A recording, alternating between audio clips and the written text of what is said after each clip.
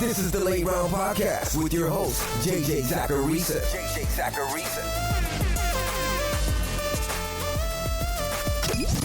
What's up, everyone? It's JJ Zacharisa, the editor-in-chief at FanDuel and at NumberFire.com, and this is episode 439 of the Late Round Podcast. On the many shows that are part of the FanDuel Podcast Network, thank you for tuning in. FanDuel Sportsbook is giving new users an opportunity to win big on this week's Thursday Night Football matchup between the Green Bay Packers and the San Francisco 49ers. Right now, you have a chance to bet $1 on either the Packers or the 49ers, and if they win, you'll make $100. You heard that correctly. Bet $1, win $100. The offer is for this Thursday's game only, so download the FanDuel Sportsbook mobile app, sign up, and make your first deposit to see your enhanced odds today. Must be 21 years or older, present in New Jersey, Pennsylvania, Illinois, Colorado, West Virginia, or Indiana. New users only. Must wager on designated boost market. Deposit required. Max bonus $100. See full terms at sportsbook.fanduel.com.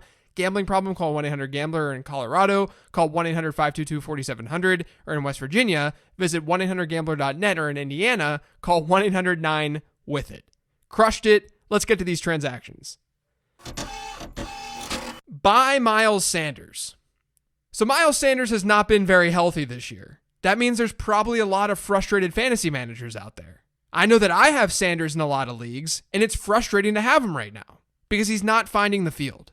But this is your opportunity to pounce because the Eagles have a bye upcoming this week. That means the team that has Sanders might get rid of Sanders a little bit more easily. When he's been on the field this year, he's produced.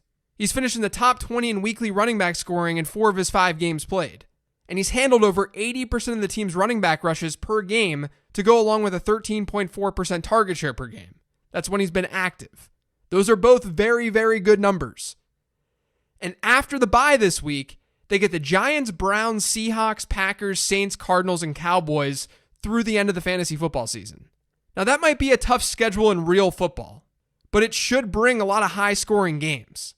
And not only that, but the only team among that group that's been really good at stopping running backs this year is New Orleans. So with Sanders likely coming back from this injury after the bye, I think it makes a ton of sense to trade for him this week. Sell James Robinson.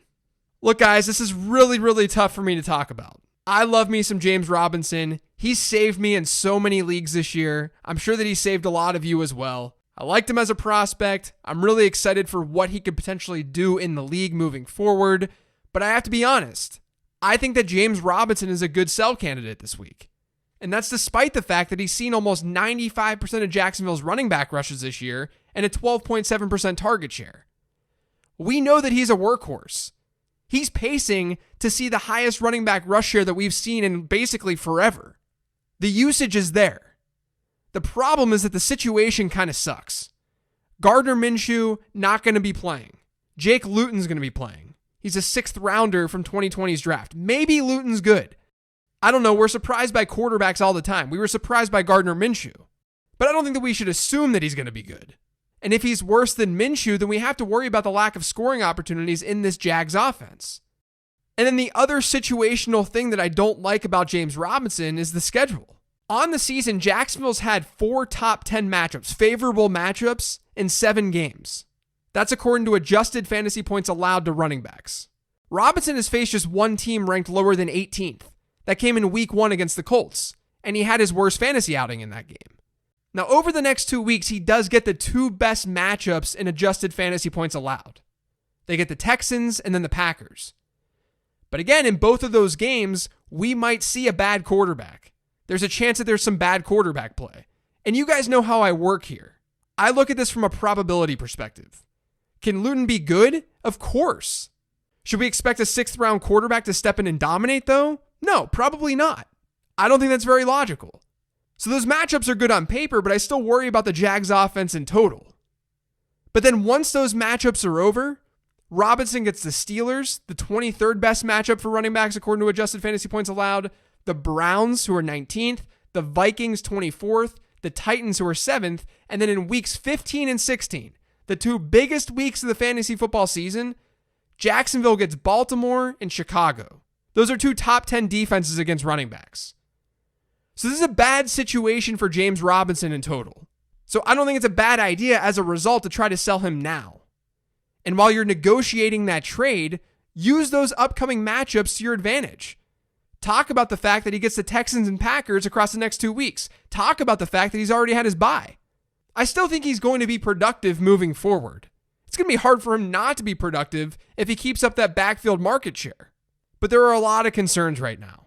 So I think now is the time that you have to let James Robinson go. Add Jacoby Myers. So this one's pretty straightforward. Over the last 2 weeks, Jacoby Myers has seen a 27.3% target share and a 43.5% target share. Yes, New England is a run-heavy team, but because of those high target shares, Myers has still seen 16 targets over the last 2 weeks. And Julian Edelman is sidelined. So I think that Myers is going to be a usable piece moving forward. Hold Josh Jacobs. All right, so Jacobs had that big week 1 performance against Carolina. And as we know, a lot of running backs do well against Carolina. But since the first week of the season, Jacobs ranks 23rd in running back PPR points per game. That's among running backs with at least 4 games played. He's averaged fewer points per game than Jonathan Taylor, who everyone hates right now, and David Montgomery, who everyone always hates. Now, part of the reason Jacobs hasn't really lived up to expectation is because of his receiving usage. That's what we saw last year too. In week 1, we were so excited because he had over 21% of the Raiders' targets. But since then, he's averaged a target share per game of 9.3%. And he's not finding the end zone a lot. He's scored twice since week 1, and they were both in the same game. Now, to be fair, Jacobs faced 2 of the toughest matchups against running backs already this year. He's faced New Orleans and Tampa Bay. And the only game where he finished outside the top 30 in running back scoring was against the Bucs. So we know that each week he has some sort of floor. And according to his rest of season schedule, you could argue that more of a ceiling is coming. The Raiders get the Chargers and the Dolphins in weeks 15 and 16. That's not bad. And then in between then, they get the Jets and the Chiefs as well. So overall, the schedule is probably a little bit better than what Jacobs has faced so far. But this is not the time to buy Josh Jacobs, because I think that there are concerns, mostly receiving concerns. That receiving usage is not trending up. We need it to trend up before we buy him. Buy Jalen Reagor. So we finally saw Jalen Reagor on a football field again. He looked pretty good. He scored a touchdown in that game against the Cowboys. He had a 23.1% target share, but he only finished with 16 receiving yards. And that makes for a buy low opportunity despite the fact that he found the end zone. He did have 75 air yards, which is not bad, but 16 receiving yards is not very good. Now, as I said with Miles Sanders earlier, the Eagles have a pretty favorable schedule moving forward. In fact, 5 of their final 7 opponents during the fantasy football season, they rank in the top 11 in adjusted fantasy points allowed to wide receivers. Guys, this is why I talked about Jalen Reagor and Travis Fulgham last week. I really liked them as buy candidates, and this is just a reminder that I still do. So buy Jalen Reagor. Drop Joshua Kelly.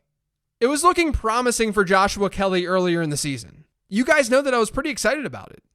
And then Austin Eckler got hurt, and you would think that things would look even better for Joshua Kelly. But instead, it's gone in the opposite direction. He's looked bad, too. I have not been impressed with Joshua Kelly over the last few weeks. He's failed to score a touchdown since week 1, and he's yet to see a weekly running back rush share higher than 40% since that Eckler injury. But the worst part of all of this is that this past week, Kelly's running back rush share fell to a season-low 18.4%. Tremaine Pope was getting more run than Joshua Kelly. I don't mind him long-term, like from a dynasty perspective, but I don't think that you can trust him anymore here in 2020. Add Cam Akers and Malcolm Brown. So Cam Akers had his highest running back rush share since week 1 on Sunday against the Dolphins. And it's because Darrell Henderson suffered a thigh injury in the first half of that game. Henderson's last touch came in the early parts of the second quarter. From that point on, Akers out-attempted Malcolm Brown. He had 9 carries to Brown's 7. So if Henderson were to miss time, both Akers and Brown would get a nice bump in usage. Now, Brown is probably the player who's going to see a little bit more receiving work because that's how they've been using him. But if I'm choosing between Cam Akers and Malcolm Brown off the waiver wire, give me the upside. Give me the potential with the rookie Cam Akers. But both of them are technically ads this week. Hold Lamar Jackson. So I had some people ask me about Lamar Jackson this week, so I wanted to talk about him on the 15 Transaction Show. Because the big question right now surrounding Lamar Jackson is what the hell happened? What happened to Lamar Jackson? He had 14 top 15 performances last year in 15 games played. He's had 3 top 15 outings in 7 games this year. He was the best fantasy quarterback that we've ever seen last season. Now he's almost not even a QB1. So what the hell happened? Well, let's look at this. Let's look at what's going on with Lamar Jackson. Number one, he's running the ball less frequently. In 2019, he averaged 11.7 rushes per game. This year, that number's 9.4. And he's seeing 0.7 fewer yards per attempt. So he's running less, and he's not as efficient on the ground. Now, on the passing side of things, not only is his touchdown rate down, but his yards per attempt is down, his completion percentage is down, and his deep ball numbers are down. Now, individually, these dips in numbers, they're not that dramatic. They're really not that crazy. Just for an example, Jackson's completing 37.8% of his 15-plus air yard throws this year. That number was 39.5% last year, so it's pretty close. This season, he's seen 27.4% of his passing yards come on those deep passes. That was closer to 31% last year. So there's just a lot of that happening. There's a lot of these numbers that are worse, but they're not dramatically worse. Honestly, though, guys, there's a pretty simple reason as to why Lamar Jackson is not doing what he did last year. Baltimore is not converting like they did last year. We knew regression was coming. I talked about it all offseason. Math told us that this was going to happen. There was no way Jackson was going to maintain his 9% touchdown rate from last year. In Baltimore, they scored 58 touchdowns last year. They weren't going to maintain that either. And there's really simple proof to show what's going on here. You can just look at how they've converted each drive. In 2020, 25.3% of the Ravens' drives are resulting in touchdowns. 17.7% of them are ending in field goals. Last year, about 35% of their drives resulted in touchdowns. So that's a 10% drop. And they were basically kicking field goals at almost the same rate, which means they're scoring a lot less per drive this year than they were last year. So I don't think anything's like really broken with this Baltimore Ravens offense. I think this is just what the Ravens are. But from a fantasy football perspective, I don't think this means that we should just give up on Lamar Jackson. There's a reason that he's a hold rather than a sell. And it's all about the upcoming schedule, specifically the playoff schedule. In weeks 14 through 16, the fantasy football playoffs, Baltimore gets the Browns, Jags, and Giants. That means Jackson's going to face 2 of the 5 easiest opponents according to adjusted fantasy points allowed, and then a completely average one in the Giants. So even though the Ravens have officially regressed, this is the norm. This is probably what they are. Even though that's probably a little bit annoying to you, I do think that he can come through in the fantasy football playoffs. I don't think this is the time to sell Lamar Jackson. Sell Damian Harris. I do think it's the time to sell Damian Harris, though. He had his best outing of the season against Buffalo on Sunday. He had 16 carries, 102 yards, and a touchdown. That's great. I'm happy for Damian Harris. The problem is, he still only played 30.8% of the team's snaps. And he's had a grand total of 2 targets in 4 games since coming back from his injury. That's not what I look for in a running back. You guys know this. I need receiving usage for my running backs. I need snaps for my running backs. That's not there for Damian Harris, so you can sell him. Add Jordan Wilkins. So Jonathan Taylor has not lived up to the hype. At the end of the season, when I look back on the season, I'm sure that I'm going to be talking about Jonathan Taylor. But I will say, in week 8 specifically, I didn't think Jonathan Taylor looked like himself. And it might be due to this ankle injury that he's apparently dealing with. But whatever the case is, I think that Jordan Wilkins needs to be on your radar. He played over half of Indianapolis' snaps on Sunday. He saw over 55% of the Colts running back rushes, and he had over 20 PPR points. So if Taylor does miss time because of this ankle injury, Wilkins should see a good bit of work. But do know that the Colts get the Ravens this week. So if this Jonathan Taylor injury isn't anything significant, maybe they hold him out here in week 9 and then he's back in week 10, then you're playing Jordan Wilkins against the Ravens. So I would not go crazy on the waiver wire for Jordan Wilkins this week. Buy DeAndre Swift. Here in week 9, looking at DeAndre Swift, what he did in week 8 is exactly why we look at peripheral numbers. Because he only scored 5.3 PPR points. Fantasy managers with DeAndre Swift are sitting there saying, I don't want this guy. I don't want 5 points. Get this out of here. But here's the good news. When we look at the peripherals and we look at how Detroit actually used DeAndre Swift, he had a good outing. We should view week 8 for DeAndre Swift as a good thing. He saw his highest running back rush share of the season at 54.5%, and he played by far the most snaps in that Lions backfield. He had a 62.3% snap share. That was also a season high. So this is like a classic buy low opportunity in fantasy football. A guy doesn't perform very well, but his peripherals actually look amazing. And this is honestly the opposite of what we've seen from DeAndre Swift all season long. Things are changing for Swift. And because of this down performance, you have a good buying opportunity. Add DJ Dallas. So the Seattle backfield is really banged up, and DJ Dallas stepped in as the team's top running back on Sunday, and he had a pretty good game. He handled 90% of Seattle's running back rushes, he carried the ball 18 times, and he had 5 receptions as well. He caught all 5 of his targets. That gave him a top 5 weekly performance at the running back position. Now, it's early in the week as you're listening to this and as I'm recording this, so I have no idea what the Seattle backfield is going to look like by Sunday. But you can't just wait. You have to add DJ Dallas now. And who knows, guys, maybe Dallas steps in and he has a bigger role even when Chris Carson returns. Maybe he takes on a bigger receiving role. He's definitely worth an add this week. Sell Todd Gurley. I get it. I've had Todd Gurley as a sell multiple times this season, and he keeps freaking scoring touchdowns. But it's hard to assume that he's going to keep up and maintain this touchdown scoring pace. He's averaging 1 rushing touchdown per game. The thing is, despite that, he's still outside RB1 territory this season in points per game, because he's averaging fewer than 70% of Atlanta's running back rushes per game, and he's only seen 6.5% of the team's targets. Those numbers also hit rock bottom in week 8. Against Carolina, Gurley had 60% of the team's running back rushes and no targets. Those were both season lows. He is scoring touchdowns, and he is getting opportunities to score touchdowns. Only Ezekiel Elliott and Derrick Henry have more goal line attempts than Todd Gurley this year. And that's great. I just worry about the declining backfield market share to go along with that touchdown reliance. I don't want that. I need more stability for my running backs. Add Kirk Cousins.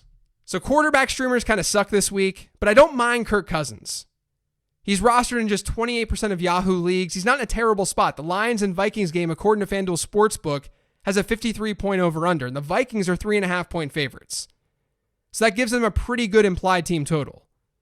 And Detroit's been fairly average against quarterbacks when looking at adjusted fantasy points allowed. And they are coming off a game against Indianapolis where the ghost of Phillip Rivers threw for 262 yards and 3 touchdowns. So this Detroit Lions defense is beatable. I don't mind Kirk Cousins this week.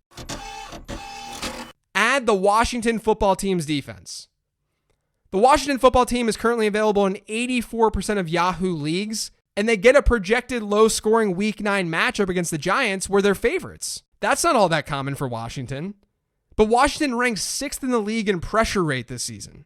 They shouldn't have any trouble taking advantage of a turnover-friendly quarterback in Daniel Jones. So I think that Washington is a strong streaming choice, and also don't sleep on Houston facing a rookie quarterback. The 16th transaction this week that you can't get in my 15 transactions column over on numberfire.com is to add Allen Lazard. Lazard's still widely available in Yahoo leagues because he was put on IR, but he practiced a couple of times last week, so he's probably going to return soon. And don't forget, Lazard was pretty damn good when he was healthy earlier this year. He only played 3 games, but he was the wide receiver 16, 68, and 6 in those 3 contests. He averaged an 18% target share per game. If he can keep up that kind of share, he'll definitely be a worthwhile addition for fantasy teams. That's going to do it for today's show, though. Thanks to all of you for listening. If you've yet subscribed to the Late Round Podcast, make sure you are by searching for it pretty much anywhere podcasts can be found. And don't forget to follow me on Twitter at Late Round QB. Thanks, everyone. I'll be back in your ears tomorrow with the weekly 10 Trend Show.